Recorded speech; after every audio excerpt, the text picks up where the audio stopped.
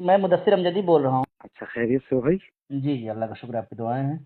माशाल्लाह। फरमाइए, क्या हुक्म है?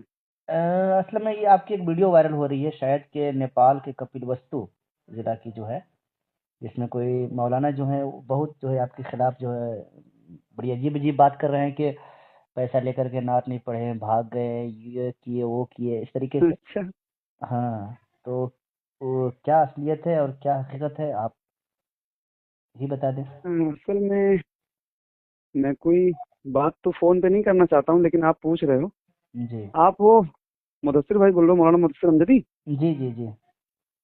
अच्छा, वो अभी मेरी मुलाकात हुई थी गालिबन आपसे ना? हाँ वहाँ हाँ, सिमडेगा में। सिमडेगा में। तो माशाल्लाह। मुदस्सिर भाई, जी आपको बता देता हूँ। जी हालांकि मैंने इस सिलसिले में किसी से फोन पे कोई बात नहीं की। जी अभी ये रात की बात है, मैं तो अभी घर पे आ गया। जी। दरअसल ये तारीख मैंने दी थी, एक लड़का है इश्तियाक नेपाली करके। माशाल्लाह, वो नात पढ़ते होगी। हमारे घर पे आता जाता है वो लड़का, बहुत अच्छा लड़का है और बहुत हम्म। मोहब्बत करता है मुझसे। मैं भी जी। उससे बहुत मोहब्बत करता हूँ, छोटा है, अल्लाह ताला उसे उरूज दे। आमीन। तो उसने जिद की कि भैया आप कोई तारीख दे दीजिए जी और प्रोग्राम हो जाए। तो हमने कहा बाबू मैं जा रहा हूँ बगदाद शरीफ, जी। और मैं लौटूंगा तो सफ़र की थकान रहेगी, और फिर मेरा प्रोग्राम मुरादाबाद में है हम्म 17 को। हम्म और मुरादाबाद से यहाँ आना बहुत लंबा है, हम्म। तो मैं अपने हिसाब से उधर ही की तारीख दे दूंगा, मेरे लिए जिद नहीं करो, मैं आ नहीं पाऊंगा। जी। लेकिन वो जिद पकड़ लिया, नहीं माना। तो मैंने कहा चलो ठीक है, तो तुम 18 को कर लो। अब ये तारीख तय हो गई, सारा कुछ हो गया, और उन्होंने मुझे 5,000 रुपये बतौर किराया भेजा। अच्छा मैं अच्छा। बगदाद शरीफ में ही था। तो जी। अब चूंकि वहाँ फोन पे वगैरह नहीं चल पाता है, वहाँ पता नहीं क्या मसला है कि वहाँ मतलब काम ही नहीं करता वो एप्लीकेशन। तो जब इन्होंने भेजा तो मुझसे बोले कि हजरत चेक कर लीजिए। तो चेक नहीं हो पा रहा था कि आया है कि नहीं आया, तो मैं उनको कोई मतलब कंफर्म जवाब नहीं दे पाया। बहरहाल मैं आया, बहुत लंबा सफर करके, और चूंकि बॉर्डर पार करना था तो हर हाल में 7 बजे से पहले मुझे भंसार करवा के बॉर्डर क्रॉस करना था। जी। हालांकि वो प्रोग्राम मेरे घर से मुश्किल से 25 किलोमीटर नेपाल बॉर्डर है, और 15 किलोमीटर अंदर, अच्छा अच्छा। मतलब 40 किलोमीटर मेरे घर का डिस्टेंस है। लेकिन अब चूंकि सफर मैंने बहुत लंबा किया था, मुरादाबाद की तरफ से मुझे आना था। हम्म। तो अब मैं वहाँ पहुंचा, मैंने गाड़ी भंसार करवाई, और मैं 8 बजे जलसे में पहुंच गया। अब वो अच्छा। वीडियो आपने देखी होगी, मैंने जी। भी देखी, चूंकि अभी जुमा की नमाज से पहले कई लोगों ने मुझे भेजा, तो एक नज़र मैंने उसको देखा कि क्या उन्होंने बयान किया है। तो अच्छा। उसमें आपने देखा होगा, हाँ। हाँ, अब लोग भेजते हैं तो अब मैंने देख लिया। नहीं, जरूरी अब भी है। उसमें मौलाना तबरेज साहब बेचारे जो हैं, हम्म। वो बहुत नेक और बहुत अच्छे इंसान हैं। जी। मैं मतलब बाई नाम उनको पहले से नहीं पहचानता था, बाई फेस मेरी मुलाकात उनसे मेरी याददाश्त में है। अच्छा अच्छा। उन्होंने ही शायद मुझे वो पैसे भी भेजे थे, जैसा कि उस वीडियो में मैंने सुना। और बता जब देता वीडियो हूँ। में सुना तभी मुझे पता भी चला कि उनका नाम तबरेज है। अच्छा। वरना वहां जब मैं पहुंचा हूँ 8 बजे, तो तबरेज भाई से मेरी फोन पे चूंकि बात नहीं हो पा रही थी, इश्तियाक मेरे साथ था, और इश्तियाक की शायद बात हो रही थी मौलाना तबरेज से। तो वो हम्म लोग डायरेक्ट मुझे कुछ लड़के आए कमेटी के, और वो मदरसे में लेके चले गए। हम्म। मदरसे में जब मैं पहुंचा तो वहाँ कम से कम 400-500 लड़के आ गए। अच्छा। और वो लड़के आए तो वो फोटो फाटा और ये दुनिया भर का जो खुराफात है सब, और परेशान करने लगे। तो हम्म। मैंने कहा कि भाई मुझे अगर यहाँ रखोगे आप लोग तो पूरा जलसा यहीं चला आएगा, और मैं बहुत लंबा सफर करके आया हूँ और थका हूँ, तो थोड़ा कोई ऐसी जगह मुझे बता दो जहाँ मैं थोड़ी देर आराम कर लूँ, सो लूँ। बिल्कुल। है ना? मैंने कोई गलत बात तो नहीं की ना इसमें? जाहिर सी बात है, आदमी थका रहेगा तो आराम करना है ना। और उसके बाद वो मौलाना तबरेज साहब बेचारे, उन्होंने किसी से फोन के जरिए कहा कि उनको मेरे घर पे ले आइए। तो वो लोग मुझे उनके घर पे ले गए। जब मैं उनके घर पे पहुंचा तो वहाँ मौलाना फैजान जमाली साहब जो खतीब थे उस जलसे के, और मौलाना मुफ्ती रफीक खन्नापुरी साहब, अच्छा। वो भी उस जलसे के खतीब थे। ये 2 खतीब थे। वो दोनों हजरात वहाँ पे पहले से मौजूद थे। मैं पहुंचा, सलाम दुआ, तो मौलाना तबरेज साहब आए, कुछ देर में वो आए वहाँ, और फिर मेरी उनसे मुलाकात हुई। लेकिन मैं नाम नहीं जानता था उनका, तो ये नहीं जान पाया कि यही मौलाना तबरेज है। अच्छा। खैर उन्होंने मेरी खैरियत पूछी, चाय पानी पूछा, खाने के लिए कहा। उनकी ज़ियाफ़त में किसी तरह की कोई कमी नहीं रही। हम लोगों ने खाना वगैरह खाया, और चाय पानी के बाद फिर उन्होंने मुझसे कहा हजरत और कोई बात हो तो बताइए। तो मैंने कहा नहीं भाई, अब कोई बात नहीं है, अब आप मुझे माइक दे दीजिए। तो बोले हजरत हमारे गांव भर का ये मशवरा है कि आप आराम कीजिए, और हम लोग आपको लास्ट में माइक देंगे। तो हमने कहा टाइम लगभग क्या होगा, क्या तरतीब है? तो बोले कि मौलाना फैजान साहब की और मुफ्ती रफीक साहब की तकरीर हो जाए, इश्तियाक वगैरह नात पढ़ लें, लास्ट में आपको पढ़ाएंगे, 1-1.5 बज जाएगा और अगर आप पढ़ दोगे तो लोग चले जाएंगे, इसलिए हम सब ने मशवरा किया कि आखिर में आपको पढ़ाएंगे। अच्छा। मैंने कहा कोई बात नहीं, अब मुझे थोड़ा सा आराम करा दो, मैं सो लूँ थोड़ी देर, जब आपकी मर्जी होगी तब मुझे ले जाना, लेकिन मुझे कोई डिस्टर्ब ना करे, मैं थका हुआ हूँ सफ़र से और मैं थोड़ी देर आराम कर लूँ। तो उन्होंने एक अलग कमरे में मेरा इंतजाम भी किया, मौलाना तबरेज़ साहब ने बता भी रहे हो। इंतजाम किया अलग कमरे में और अच्छे से इंतजाम किया माशाल्लाह। उनकी ज़ियाफ़त में किसी तरह की वाकई कोई कमी नहीं रही। और वो फिर मुझे सुला के और ये कह के कि अब हजरत जब मैं बुलाने आऊँगा तब आपको चलना है, इस बात को आप नोटिस कीजिए और वो कहिए तो मैं भी रिकॉर्डिंग भी उनकी सुना दूँ जो वीडियो में बोले हैं वो। उन्होंने कहा कि मैं आपको जब लेने आऊँगा तब आपको चलना है, आप आराम कीजिए। मैंने कहा ठीक है कोई बात नहीं। अब वो चले गए स्टेज की तरफ, चूँकि उनको और भी काम था। मौलाना एक मिसबाही साहब कोई थे, वो कमरे में आके बैठे, काफ़ी देर मौलाना फैज़ान वगैरह से बैठ के बातचीत होती रही। तो अब चूँकि वो मिसबाही साहब वहाँ बैठे थे तो मैं लेट नहीं पा रहा था उनके एहतराम में कि अब भाई वो बैठे हैं और मैं लेट जाऊं तो भी अजीब सी बात है, एक आलिम है, मौलाना फैज़ान बैठे हैं। तो अब अच्छा मैं ये कह भी नहीं सकता था कि आप चले जाइए, लेकिन अब मैं उनके एहतराम में ही वाकई बैठा रहा कि यार उलमा हैं यहाँ बैठे हैं, तो अब मैं लेटूं तो ये भी अच्छी बात नहीं है। तो कुछ देर के बाद मिसबाही साहब जो वहाँ बैठे थे कमरे में, उनका नाम मैं भूल रहा हूँ, मुझे याद नहीं आ रहा है, उनके पास फ़ोन आया और उन्होंने कहा कि मौ फैज़ान साहब आप तैयार हो जाइए और चलिए स्टेज पे, आपका बयान होना है। अब मौलाना इश्तियाक साहब मौ फैज़ान साहब को तकरीर के लिए जैसे वो लेके गए, हालांकि इश्तियाक नेपाली की नात होनी थी और इश्तियाक ने पढ़ा नहीं था, मतलब इश्तियाक ने भी नहीं पढ़ा था, मौलाना फैज़ान की तकरीर भी बची थी, मुफ्ती रफ़ीक खन्नापुरी की तकरीर भी बची थी, उनके बाद मुझे पढ़ना था। अच्छा। और जैसे उनको वो लेके गए वैसे ही 3-4-5 लड़के आए मेरे पास कमरे में और बोले कि आप तैयार हो जाइए। तो अब जब वो लोग कमरे से चले गए थे मौ फैज़ान वगैरह, तो मैं लेट गया था। अब मैंने कहा भाई आप लोग जाओ, अभी जब मेरा टाइम होगा तो मौलाना तबरेज़ साहब आएंगे और जब वो आएंगे तब मैं चलूंगा। उन्होंने मुझसे यही बात कही। खैर वो लोग चले गए, फिर कुछ लोग आए 5-7 मिनट में, उनको भी मैंने वो बात समझा दी, फिर वो लोग चले गए, फिर कुछ लोग आए, बुतुल ए बेटा खामोश हो जाओ, फिर कुछ लोग आए। अब वो लोग जो आए तो उन लोगों से मैंने जब ये बात कही कि भाई मौलाना तबरेज़ साहब ने हमसे कहा है कि हजरत आप आराम कीजिए, जब आपको पढ़ना होगा तो हम ले चलेंगे, तब आप चलिएगा। तो बोले उन लोगों ने कहा कि मौलाना तबरेज़ जिम्मेदार हैं कि हम लोग जिम्मेदार हैं, कमेटी के हम लोग हैं, चंदा हम करें और मौलाना तबरेज़ आपको ले जाएंगे। मौलाना तबरेज़ कौन है? अच्छा। तो हमने कहा यार ये एक जलसे के कई मालिक हैं क्या?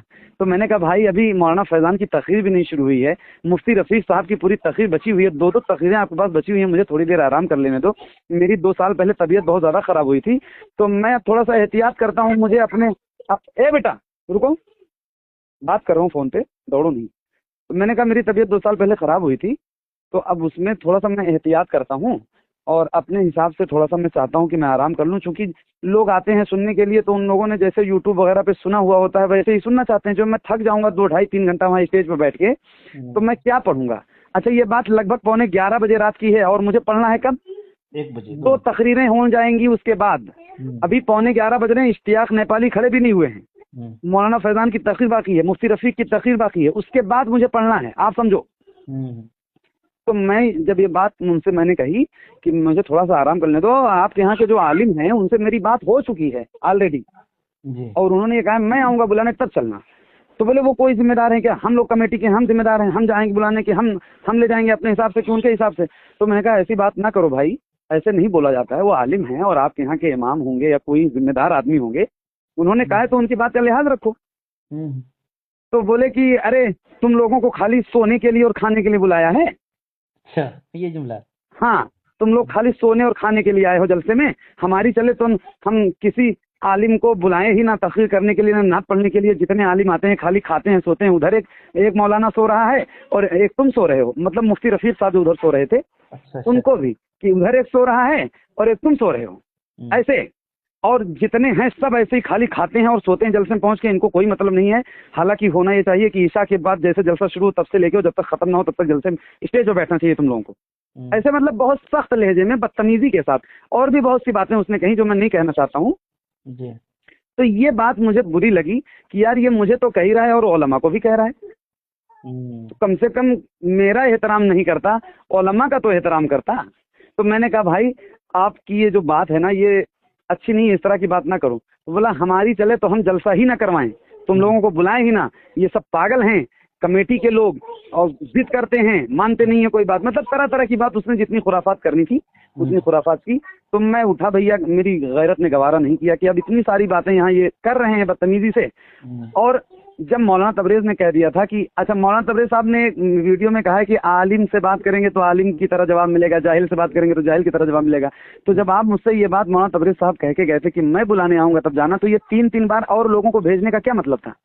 वही तो आप समझो इस बात को। उन्हीं का जवाब दे रहा हूँ मौलाना तबरेज साहब का। उन्होंने खुद ही ये वीडियो में बात कही है कि मैंने मोहम्मद अली कि शायद के मौलाना तबरेज से वो लोग बगैर पूछे आ जाते होंगे सिर्फ अपनी ऐसा भी हो सकता है, ऐसा भी हो सकता है। लेकिन मौलाना तबरेज साहब के इल्म में अगर ये बात नहीं थी कि वो 3 बार बुलाने गए तो बयान कैसे किया उन्होंने? इसका मतलब उनकी जानकारी में थी ये बात कि वो लोग जा रहे हैं आ रहे हैं, है ना? तो वो खुद ही कह चुके थे कि मैं जब आऊंगा तब आप चलना। और ये बात वो मुझसे कह चुके थे। तो हम लोग थके रहते हैं, थोड़ा सा आराम अगर कर लेंगे तो मेहनत से अच्छा ही पढ़ेंगे ना भाई। जाहिर सी बात है। अब ये तो कोई समझ नहीं रहा। तो अब इतनी बात बुरी लगी भाई तो मैं चला आया, क्योंकि उन्होंने फिर उलमा की शान में तौहीन करना शुरू कर दिया ना, तो मुझे बुरा लगा। उन्होंने सबको उसी में लपेट दिया, तुम सारे मौलवी मौलाना फलां ढिमाका। फिर मैंने गाड़ी उठाई और फिर मैं अपना चलाया एक होटल में, क्योंकि रात बॉर्डर क्रॉस नहीं कर सकता था। तो एक होटल में जाके वहीं अपना आराम से सोया। और सुबह वो फिर बोल रहे कि फोन भी नहीं उठा रहे थे और ये कोई जवाब भी नहीं दे रहे थे। मैं लगाया, नहीं, गलत बात। आप बताओ पहले कि मैं फोन क्यों नहीं उठाऊंगा? मेरे फोन में उनका 1-2 बार फोन आया। अब क्योंकि नेटवर्क का मसला रहता है वहाँ पे, तो अब जहाँ तक वो बात हो पाती थी, क्योंकि मैं इंडिया का हूँ, बॉर्डर का मामला था, तो एयरटेल वाला सिम जो है नेटवर्क कहीं कहीं पकड़ता था। तो अब जब पकड़े तो उठाऊं, लेकिन बात हो ही ना पाए, ना मेरी बात उनसे हो पाए ना उनकी बात मुझसे हो पाए, क्योंकि नेटवर्क का मसला था। तो जब एयरटेल वाला नेटवर्क कभी कभी पकड़ ले तो आ जाता था फोन, लेकिन फोन उठाने के बाद बात हो नहीं पाती थी। और व्हाट्सएप पे आता था तो कनेक्टिंग लिख के आता था, बात नहीं हो पाती थी कोई क्लियर मुझसे। यही मसला है। अब बताएं ना कि अब इसमें मेरी क्या खता है, आप बताइए।